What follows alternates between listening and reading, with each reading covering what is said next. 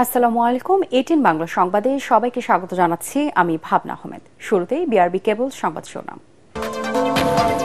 Doctor Yunus ও তারেক রহমানের বৈঠকে সন্তুষ্ট উপদেষ্টা পরিষদ। কোনো দলের অসন্তোষ থাকলে প্রধান উপদেষ্টাকে জানাতে বললেন রেজওয়ানা হাসান। কারো তাবেদারি করবে না নির্বাচন কমিশন। ভোটে রেফারির ভূমিকা পালন করবে বললেন সিএসি। সব দলের জন্য সমান সুযোগ তৈরির আশ্বাস।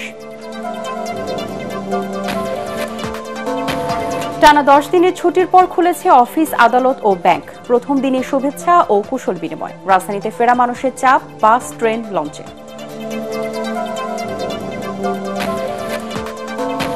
নিজ তত্ত্বাবধানে নগর ভবনের সেবা চালুর ঘোষণা। ইশরাকের বন্ধ থাকবে উন্নয়ন কার্যক্রম। মেয়রের দায়িত্ব বুঝিয়ে না দেওয়া পর্যন্ত চলবে অবস্থান কর্মসূচি। এবং ইসরায়েল জুড়ে রাতভর ইরানের ক্ষেপণাস্ত্র হামলায় আরও 12 জন নিহত। হাইফা জ্বালানি কেন্দ্র সহ কয়েকটি স্থাপনা ধ্বংস। ইসরায়েলের পাল্টা আক্রমণ। শুনছিলেন বিআরবি কেবল সংবাদ শিরোনাম। এবারে বিস্তারিত। লন্ডনে ডক্টর ইউনূস ও তারেক রহমানের বৈঠকে সন্তুষ্ট অন্তর্বর্তী সরকারের উপদেষ্টা পরিষদ। তবে কোনো রাজনৈতিক দলের অসন্তোষ থাকলে তা প্রধান উপদেষ্টাকে জানানোর অনুরোধ করেছেন উপদেষ্টা সৈয়দা রেজওয়ানা হাসান। সংলাপের মাধ্যমে যে কোনো সমস্যার সমাধান সম্ভব বলেও মনে করেন তিনি। এদিকে ঈদের টানা 10 দিনের ছুটির পর অফিস করেছেন বেশিরভাগ উপদেষ্টা। রিপোর্ট মাহবুব কবির চপলের। লন্ডনের এক বৈঠকে অনেকটাই কেটে গেছে ঢাকার কালো মেঘ। ফেব্রুয়ারিতে নির্বাচনের ইঙ্গিতে স্বস্তি বিএনপিতে। তবে ওই বৈঠক নিয়ে অস্বস্তিতে এনসিপি, জামাত সহ অনেক রাজনৈতিক দল। প্রধান উপদেষ্টার নিরপেক্ষতা নিয়েও প্রশ্ন তুলেছেন দলগুলোর নেতারা। তবে তাদের কিছু বলার থাকলে প্রধান উপদেষ্টাকে জানানোর পরামর্শ পরিবেশ উপদেষ্টার। আপনি রাজনীতি বলেন, নির্বাচনী বলেন, গণতন্ত্রই বলেন আর সংস্কারই বলেন, প্রত্যেকটাই ডায়ালগের মাধ্যমে আগাতে হবে। আমি সেই জন্য ডায়ালগটা হচ্ছে এটাকে একটা সুসংবাদ মনে করি। আর এখন রাজনৈতিক দলগুলো তার অবস্থান থেকে কথা বলবেন। রাজনৈতিক দলগুলো প্রধান উপদেষ্টার ব্যাপারে যদি কোনো কথা বলেন, এটা প্রধান উপদেষ্টার সাথেই ওনারা নিশ্চয়ই কথা বলবেন। 10 দিন ঈদের ছুটির পর সচিবালয়ে অফিস করেছেন বেশ কয়েকজন উপদেষ্টা। প্রাণী সম্পদ উপদেষ্টা জানান, রাজনৈতিক কোরবানি না হওয়ায় এবার পশু কোরবানি কমেছে। 1,25,00,000-এর মতো আমাদের সাপ্লাই ছিল। এবার মানে কোরবানি হয়েছে আমি জানি 97 লাখ বা এরকম। ভালোই কোরবানি দিয়েছে, যদিও বড় গরু এবার বিক্রি হয়নি তেমন। তার মানে রাজনৈতিক গরু মানে কোরবানি হয়নি আর কি। ঈদে যাতায়াত তার বিদ্যুৎ ব্যবস্থাপনা নিয়ে কথা বলেন সড়ক পরিবহন ও জ্বালানি উপদেষ্টা। বলবো না যে একদম ওই যে রমজানের মতো নির্বিঘ্ন হয়েছে, বাট ওভারঅল এটা আর কি যে ঠিক ছিল। তারপরে ফেরত আসার সময় দীর্ঘ সময় ছুটি ছিল, কিন্তু এক্ষেত্রে আমরা দেখলাম যে সবাই কিন্তু একদম শেষ দিন পর্যন্ত ছুটি করে বেশিরভাগ লোক কালকে মনে হয় 40,000-এর মতো আসছে পদ্মা সেতুতে। ঈদের পর প্রথম কর্মদিবসে অনেকটা ঢিলে ঢালা ছিল অফিসের কার্যক্রম। 2 ঈদে লম্বা ছুটি দেওয়ায় অন্তর্বর্তী সরকারের উপর সন্তুষ্ট সরকারি চাকরিজীবীরা। তবে অসন্তুষ্টি আছে বেতন ভাতা আর নতুন আইন নিয়ে, যা দূর করবার তাগিদ দিচ্ছেন তারা। মাহবুব কবির চপল, এটিএন বাংলা, সচিবালয়, ঢাকা। কারো তাবেদারি নয়, নির্বাচন কমিশন রেফারির ভূমিকায় থাকবে বলে জানিয়েছেন প্রধান নির্বাচন কমিশনার এএমএম নাসির উদ্দিন। তিনি বলেন, ত্রয়োদশ জাতীয় সংসদ নির্বাচনের প্রস্তুতি এগিয়ে নিয়ে যাচ্ছে ইসি। এ লক্ষ্যে সবার জন্য লেভেল প্লেইং ফিল্ড তৈরিতে তারা বদ্ধপরিকর। সকালে আগারগাঁওয়ের নির্বাচন ভবনের সম্মেলন কক্ষে ঈদ পরবর্তী কর্মকর্তাদের সঙ্গে মতবিনিময় অনুষ্ঠানে এসব কথা বলেন সিএসি। এ সময় 4 নির্বাচন কমিশনার, ইসি সচিব সহ কর্মকর্তারা উপস্থিত ছিলেন। সিএসি বলেন, অনেক কাজ এগিয়ে নেওয়া হয়েছে, বাকি যা আছে তা সবাইকে মিলে করতে হবে। কর্মকর্তাদের উদ্দেশ্যে তিনি বলেন, আজকের শপথ হবে নিরপেক্ষভাবে কাজ করার, কোনো দলের জন্য লেজুর বৃত্তি না করার। ঈদের ছুটি শেষে আবারও কর্মমুখর হয়ে উঠেছে ব্যাংক পাড়া। প্রথম দিন তেমন ভিড় না থাকায় দ্রুত লেনদেনে খুশি গ্রাহকরা। আগামী সপ্তাহে ব্যস্ততা বাড়বে বলে জানিয়েছেন ব্যাংকাররা। 10 দিন পর প্রথম কার্যদিবসে কুশল বিনিময়ে কাটান কর্মকর্তা কর্মচারীরা। শাফরুল আলমের রিপোর্ট। চিরচেনা শহরে নেই যানজট, মানুষের ভিড়। ঈদের ছুটি শেষে জীবন ও জীবিকার তাগিদে কর্মস্থলে কর্মকর্তা কর্মচারীরা প্রথম কর্মদিবসে ঈদের শুভেচ্ছা বিনিময় করেন তারা। গ্রাহকদের উপস্থিতি কম থাকায় অনেকটা অলস সময় কাটান ব্যাংক কর্মকর্তারা। প্রবাসী আয়, সঞ্চয়পত্র ভাঙানো, মুনাফা উত্তোলন সহ সব ধরনের ব্যাংকিং কার্যক্রম চলে, তবে টাকা উত্তোলনের হারই ছিল বেশি। এতদিন ব্যাংক বন্ধ ছিল দিকে টাকা জমা দিতে পারিনি, আজকে ব্যাংক খুলছে দিকে টাকা জমা দিচ্ছি। 10 দিন পরে এটা টাকাটা জমার চেয়ে উত্তোলনটা বেশি হচ্ছে। ছুটির আগ মুহূর্তে কিন্তু মানে রেকর্ড সংখ্যক আসছে, যেটা আনবিলিভেবল, মানে রেমিটেন্স কিন্তু আসছে। তা ওই প্রস্তুতিটা তাদের মধ্যেও ছিল। আর এমনিতেও তারা তো মানে ডিজিটালি বা অনলাইনে টাকা তো পাঠানোর সুযোগ তো ছিল, বা সেটা ব্যবহার তারা করছে। টানা 10 দিন বন্ধে নিরবিচ্ছিন্নভাবে সচল ছিল এটিএম বুথ, মোবাইল ব্যাংকিং সহ সব ধরনের অনলাইন লেনদেন। আমাদের জানা নাকি আমাদের কর্মকর্তা কর্মচারী সবাই আসছে, শতভাগ উপস্থিতি রয়েছে এবং লেনদেনও হচ্ছে। একটু গ্যাপটা একটু বেশি হওয়াতে আজকে বেশ লেনদেন বেশ হচ্ছে। যে অর্থনৈতিক যে বিষয়গুলা সেগুলা আগামীকাল থেকেই পূর্ণ উদ্যমে শুরু হবে। আগামী সপ্তাহে লেনদেন বাড়লে আবারও কর্মচাঞ্চল্য হয়ে উঠবে ব্যাংক পাড়া। শরফুল আলম, এটিএন বাংলা, ঢাকা। ঈদের ছুটি শেষ হলেও রাজধানীতে ফেরা এবং ঘরমুখী উভয় যাত্রীর চাপ রয়েছে বাস, ট্রেন ও লঞ্চে। কিছুটা ভোগান্তি থাকলেও দীর্ঘ ছুটিতে প্রিয়জনের সঙ্গে ঈদ আনন্দ ভাগাভাগি করতে পেরে খুশি সবাই। তবে আজ নির্ধারিত সময়ের কিছুটা দেরিতে কমলাপুর থেকে ট্রেন ছাড়াই ভোগান্তিতে পড়ে ঘরমুখী মানুষেরা। তরিক ইসলামের রিপোর্ট। রাজধানীর কমলাপুর রেলওয়ে স্টেশন, প্ল্যাটফর্ম জুড়ে যাত্রীদের পদচারণা। প্রিয়জনের সাথে ঈদ কাটিয়ে জীবিকার তাগিদে ফিরছেন রাজধানীতে। আবার অনেকে ঈদের ছুটি না পেয়ে এখন ছুটছেন পরিবারের টানে। কিছুটা ভোগান্তি থাকলেও সবারই চোখে মুখে স্বস্তি। কোনো ভোগান্তি নেই, জাস্ট একটু কষ্ট হয়েছে ঈদের সময়, জাস্ট এটা একটু ঈদের আনন্দ ভাগাভাগি। অনেক বড় একটা বন্ধ ছিল, ফলে আমরা পরিবার পরিজন সহ আরও যারা দূর এবং নিকট আত্মীয় আছে সবার সাথে মিলেমিশে উদযাপন করতে পেরেছি। ওই ব্যস্ততার জন্য যেতে পারি নাই, সেটার জন্য এখন যাচ্ছি। আর ফ্যামিলি চলে গেছিল, ওদেরকে আনতে যাচ্ছি আর কি।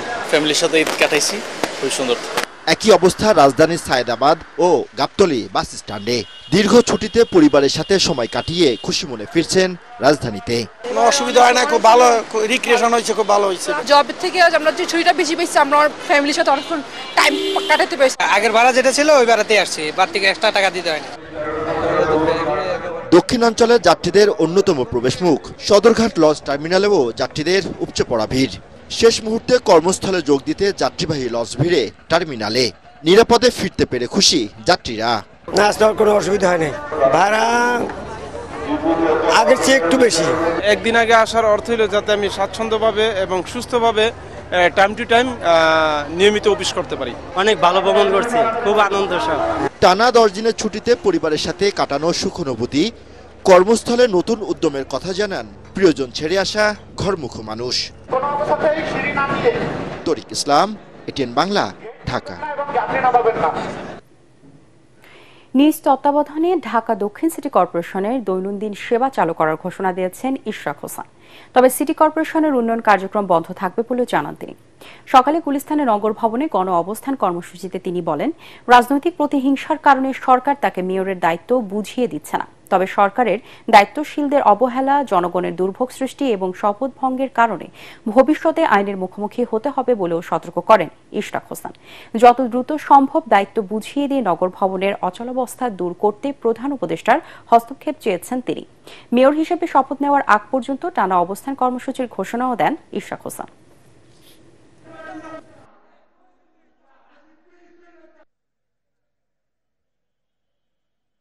দৈনন্দিন যে সেবাগুলো রয়েছে সেই সেবাগুলোকে আমাদের তত্ত্বাবধানে চালু করা হবে, কিন্তু এর বাইরে অন্য কোনো বিভাগ বা অন্য কোনো উন্নয়নমূলক কর্মকাণ্ডের জন্য যারা এখানে আছেন তারা অফিস করতে পারবে না। প্রধান ফটকের তালা এটা একটা প্রতীক, এই তালাটা আমরা খুলতে পারছি না। আমরা যদি এখান থেকে পেছনে ফিরে যাই তাহলে পরে একটা গণতন্ত্রের জন্য একটা আঘাত হিসাবে এই উদাহরণ সৃষ্টি হবে, যেটা আমরা কোনোভাবেই আমরা হতে দিতে পারি। ইরান ইসরায়েলের পাল্টাপাল্টি হামলায় আশঙ্কা দেখা দিয়েছে তৃতীয় বিশ্বযুদ্ধের।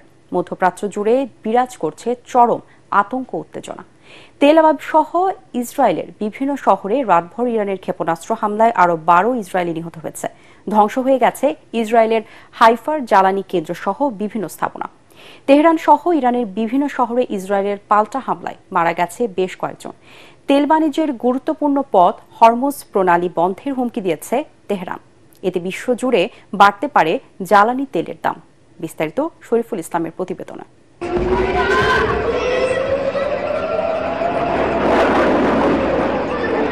ট্রু প্রমিস 3 অভিযানের তৃতীয় ধাপে শনিবার রাতে ইসরায়েল জুড়ে শতাধিক মাঝারি ও দূরপাল্লার ক্ষেপণাস্ত্র ছোড়ে ইরান।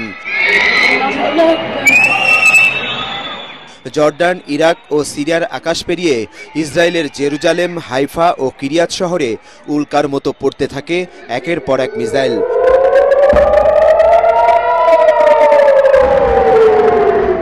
প্রায় 1,500 কিলোমিটার দূর থেকে ইরানের বিপ্লবী গার্ডের ছোড়া মিসাইলে বাত ইয়াম ও রেহেবাত শহরে ধসে পড়ে কয়েকটি ভবন, দুমড়ে মুচড়ে যায় গাড়ি। ধ্বংস হয়ে গেছে ইসরায়েলের হাইফার জ্বালানি কেন্দ্র। এতে মারা গেছেন বেশ কয়েকজন ইসরায়েলি।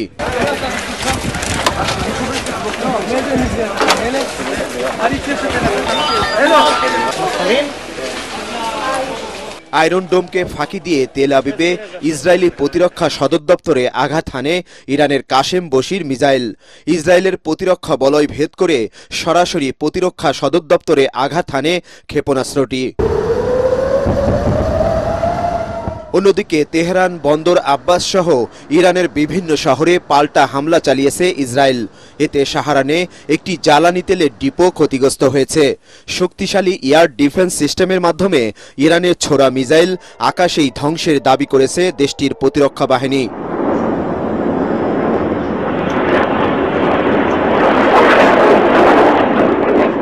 ইরানের বিরুদ্ধে আরও হামলার সতর্কতা জারি করেছেন ইসরায়েলের প্রেসিডেন্ট।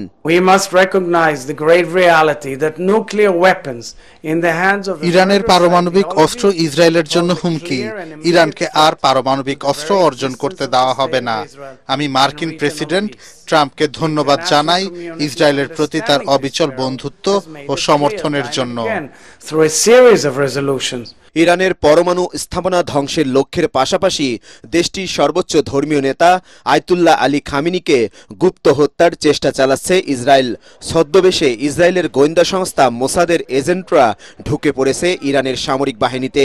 তবে দখলদারদের বিরুদ্ধে কঠোর প্রতিশোধ নেওয়ার হুঁশিয়ারি দিয়েছে ইরান। আমরা ইরানের বিরুদ্ধে ইসরায়েলের অবৈধ এবং সন্ত্রাসী সামরিক আগ্রাসনের নিন্দা জানাচ্ছি। তাদের এই বর্বরতার কঠিন বদলা নেব আমরা। যুক্তরাষ্ট্রের সহায়তায় ইসরায়েল যা করছে তা জাতিসংঘ ও আন্তর্জাতিক আইনের লঙ্ঘন।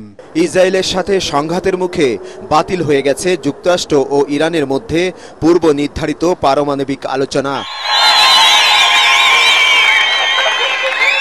ইয়েমেন ও ফিলিস্তিনের পর ইরানে ইসরায়েলি বাহিনীর আগ্রাসনের প্রতিবাদে তেল আবিবের ওপর ক্ষোভ বাড়ছে বিশ্বজুড়ে। চিলিতে ফিলিস্তিন ও ইরানের প্রতি সমর্থন জানিয়ে বিক্ষোভ করেছেন শত শত মানুষ। ইসরায়েলের সঙ্গে সম্পর্ক ছিন্নের ঘোষণা দিয়েছে পাকিস্তান। ফলে মধ্যপ্রাচ্য জুড়ে এই সংঘাত যে কোনো সময় রূপ নিতে পারে তৃতীয় বিশ্বযুদ্ধের। শরীফুল ইসলাম, এটিএন বাংলা। ধ্বংসাত্মক এক যুদ্ধের কাছাকাছি মধ্যপ্রাচ্যের দুই পরাশক্তি ইরান এবং ইসরায়েল। শুক্রবার আকস্মিক হামলায় ইরানের সেনাপ্রধান ও পরমাণু বিজ্ঞানী সহ গুরুত্বপূর্ণ কয়েকজনকে হত্যার পর নেতানিয়াহু সরকারের আরেকটি গোপন পরিকল্পনা ফাঁস হয়েছে। ইসরায়েলি বাহিনীর এখন টার্গেট ইরানের সর্বোচ্চ নেতা আয়াতুল্লাহ আলী খামেনিকে হত্যার। প্রতিরক্ষা বাহিনী আইডিএফ এর শীর্ষ কর্মকর্তার গোপন বার্তায় ইসরায়েলি গোয়েন্দা সংস্থা মোসাদের এজেন্টদের তেহরানে ঢুকে গুপ্তচর বৃত্তির প্রমাণও মিলেছে। শরীফুল ইসলামের আরেকটি প্রতিবেদন।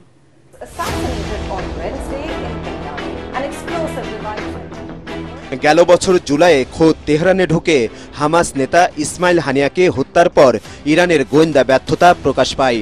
একই বছর অক্টোবরে লেবাননের হিজবুল্লাহ গোষ্ঠীর প্রধান হাসান নাসরুল্লাহকে হত্যা করে ইসরায়েল, যার প্রতিশোধ নিতে ইসরায়েলে ঝাঁকে ঝাঁকে ক্ষেপণাস্ত্র হামলা চালায় ইরান। এই হামলার প্রতিশোধ নিতে অনেক আগে থেকেই মুখিয়ে ছিল দখলদার ইসরায়েল। অক্টোবরের পর থেকে ইরানের ভেতরে ঢুকে শুক্রবার ভোরের হামলার ছক আঁকে ইসরায়েলি গোয়েন্দা বাহিনী মোসাদের এজেন্টরা। যে হামলায় সেনাপ্রধান মোহাম্মদ বাঘেরি ও বিপ্লবী গার্ডের প্রধান হুসেইন সালামির মতো শীর্ষ কর্মকর্তাদের হারিয়েছে ইরানের প্রতিরক্ষা বাহিনী। ইসরায়েলের এই আকস্মিক হামলার পরিকল্পনা ও প্রতিহত করতে না পারা ইরানের সামরিক ও কৌশলগত প্রতিরক্ষা ব্যবস্থার দুর্বলতা বলে মনে করছেন বিশ্লেষকরা। এমন পরিস্থিতিতে নড়ে চড়ে বসেছে ইরান। ইসরায়েলি গুপ্তচর হয়ে কাজ করা বেশ কয়েকজন ভারতীয় নাগরিককে আটক করেছে তারা। ফাঁস হয়ে গেছে নেতানিয়াহু সরকারের একটি গোপন পরিকল্পনা। এতে দেখা যায় তেল আবিবের প্রধান লক্ষ্য এখন ইরানের সর্বোচ্চ ধর্মীয় নেতা আয়াতুল্লাহ আলী খামেনিকে হত্যা করা। তবে গেল দুদিন ধরে ইরানের সামরিক বাহিনীর একের পর এক মিসাইল আক্রমণে নাজেহাল ইসরায়েল। বাংকারে লুকিয়েছেন প্রধানমন্ত্রী নেতানিয়াহু। ইসরায়েলি একটি সূত্রের বরাত দিয়ে মার্কিন সংবাদ মাধ্যম ওয়াল স্ট্রিট জার্নাল জানায়, ইরানের বিরুদ্ধে যুদ্ধ দুটি উপায়ে শেষ করতে চায় তেল আবিব। এক, ইরান স্বেচ্ছায় তাদের পারমাণবিক কার্যক্রম বাদ দেবে, নইলে তাদের ধ্বংস করা হবে। দ্বিতীয়ত, ইরানের শীর্ষ নেতাদের শেষ করে ফেলা। তবে ইসরায়েলকে কোনোভাবেই ছাড় দিতে রাজি নন খামেনি। এ নিয়ে নিজের কোনো প্রাণভয় নেই বলেও দাবি করেন মুসলিম বিশ্বের লড়াকু এই নেতা। ইহুদিদের সঙ্গে কোনো আপোষ বা ক্ষমা নয়। ইসরায়েলের কোনো অপরাধ আমরা বরদাস্ত করি না। আমাদের সকল শহীদের রক্তের বদলা নিব। ইসরায়েলি সামরিক কৌশল তেহরানকে চাপে ফেললেও আরও বেশি আগ্রাসী পরমাণু পরিকল্পনা গ্রহণ করতে পারে ইরান, যা ইহুদিদের জন্য হতে পারে হিতে বিপরীত। শরীফুল ইসলাম, এটিএন বাংলা। জুলাই গণ অভ্যুত্থান চলাকালে নিহত রংপুরের বেগম রোকেয়া বিশ্ববিদ্যালয়ের ছাত্র আবু সাইদ হত্যা মামলার তদন্ত প্রায় শেষ। প্রসিকিউশনের পক্ষ থেকে তথ্য জানিয়ে নতুন করে এ সময় আবেদনের পরিপ্রেক্ষিতে তদন্ত প্রতিবেদন জমা দিতে 14 জুলাই পর্যন্ত সময় দিয়েছে আন্তর্জাতিক অপরাধ ট্রাইব্যুনাল। এছাড়া গাজীপুরের কোনাবাড়িতে হৃদয় হত্যা ও যাত্রাবাড়িতে ইমাম হোসেন তাইম হত্যা মামলার তদন্ত প্রতিবেদন দাখিলের জন্য 17 আগস্ট পর্যন্ত সময় দিয়েছে ট্রাইব্যুনাল। জুলাই আগস্টে সংগঠিত মানবতা বিরোধী অপরাধের 3 মামলায় 9 পুলিশ সদস্য সহ 11 জনকে রোববার আন্তর্জাতিক অপরাধ ট্রাইব্যুনালে হাজির করা হয়। সকাল 10টার দিকে রংপুরে আবু সাইদ হত্যা মামলার 4 আসামি, গাজীপুরের কোনাবাড়িতে হৃদয় হত্যা মামলায় 5 আসামি এবং যাত্রাবাড়িতে ইমাম হোসেন তাইম হত্যা মামলায় 2 আসামি সহ মোট 11 জনকে হাজির করা হয়। প্রসিকিউশনের সময় প্রার্থনার পরিপ্রেক্ষিতে বিচারপতি গোলাম মুর্তজা মজুমদারের নেতৃত্বাধীন আন্তর্জাতিক অপরাধ ট্রাইব্যুনাল এসব মামলা তদন্ত প্রতিবেদন দাখিলের জন্য নতুন করে সময় দেন। এছাড়া রংপুরে আবু সাইদ হত্যা মামলার 4 আসামিকে জিজ্ঞাসাবাদের জন্য 18 ও 19 জুন সময় দিয়েছে ট্রাইব্যুনাল। এবার আল আরাফা ইসলামী ব্যাংক অর্থ সংবাদ।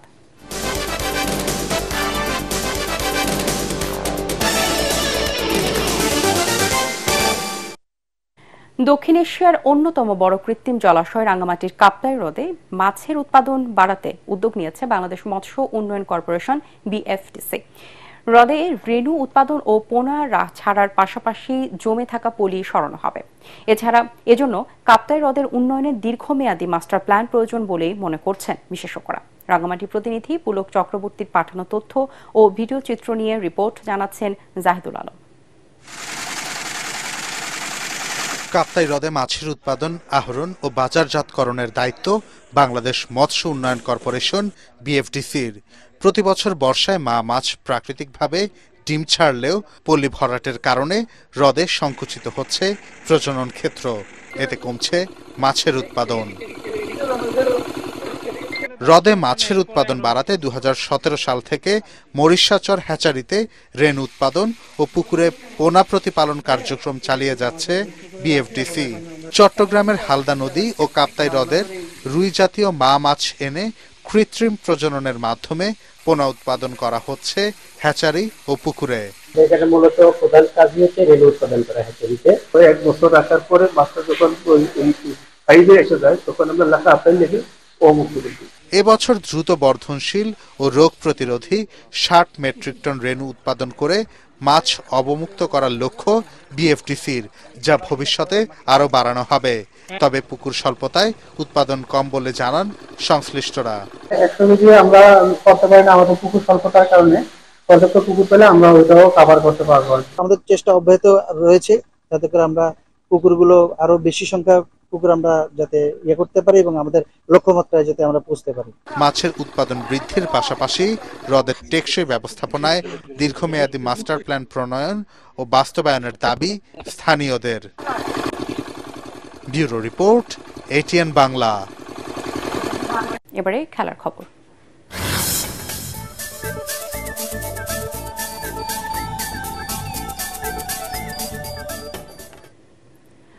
ক্লাব বিশ্বকাপের উদ্বোধনী ম্যাচে আল আহলির সাথে গোলশূন্য ড্র করেছে লিওনেল মেসির ইন্টার মায়ামি। মায়ামির হার্ড রক স্টেডিয়ামে শুরুতেই গোলের সম্ভাবনা তৈরি করে মিশরের ক্লাবটি। ৮ মিনিটে আশমুরের শট ফিরিয়ে দলকে রক্ষা করেন গোলরক্ষক অস্কার উস্তারি। পুরো ম্যাচেই তার দুর্দান্ত সব সেভে রক্ষা পায় মেসির দল। ৪৩ মিনিটে আহলির পেনাল্টিও ফিরিয়ে দেন এই আর্জেন্টাইন গোলরক্ষক। ম্যাচে মোট ৮টি সেভ করেন তিনি। অন্যদিকে মায়ামির হয়ে সুযোগ পেয়েছিলেন আর্জেন্টাইন মহাতারকাও, কিন্তু তাকে হতাশ করেন প্রতিপক্ষের গোলকিপার সেনাউইকে। তাতে ১ পয়েন্ট নিয়ে মাঠে ছাড়ে দুদল। শেষ করার আগে বিআরবি কেবল সংবাদ শিরোনামগুলো জানিয়ে দিব আরো একবার। ডক্টর ইউনূস ও তারেক রহমানের বৈঠকে সন্তুষ্ট উপদেষ্টা পরিষদ। কোন দলের অসন্তোষ থাকলে প্রধান উপদেষ্টাকে জানাতে বললেন রেজওয়ানা হাসান।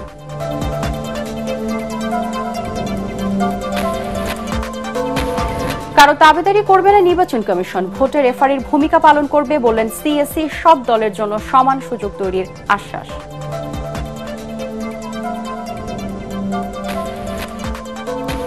টানা 10 দিনের ছুটির পর খুলেছে অফিস, আদালত ও ব্যাংক। প্রথম দিনে শুভেচ্ছা ও কুশল বিনিময়। রাজধানীতে ফেরা মানুষের চাপ বাস, ট্রেন, লঞ্চে।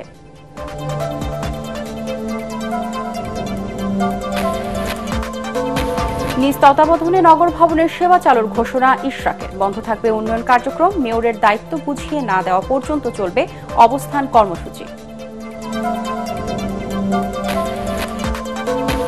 এবং ইসরায়েল জুড়ে রাতভর ইরানের ক্ষেপণাস্ত্র হামলায় আরও 12 জন নিহত। হাইফা জ্বালানি কেন্দ্র সহ কয়েকটি স্থাপনা ধ্বংস। ইসরায়েলের পাল্টা আক্রমণ। পরবর্তী সংবাদ দেখার আমন্ত্রণ জানিয়ে এখনকার মতো শেষ করছি। এটিএন বাংলার সংবাদ ইউটিউবে দেখতে ব্রাউজ করুন youtube/ATN Bangla News। ধন্যবাদ সবাইকে।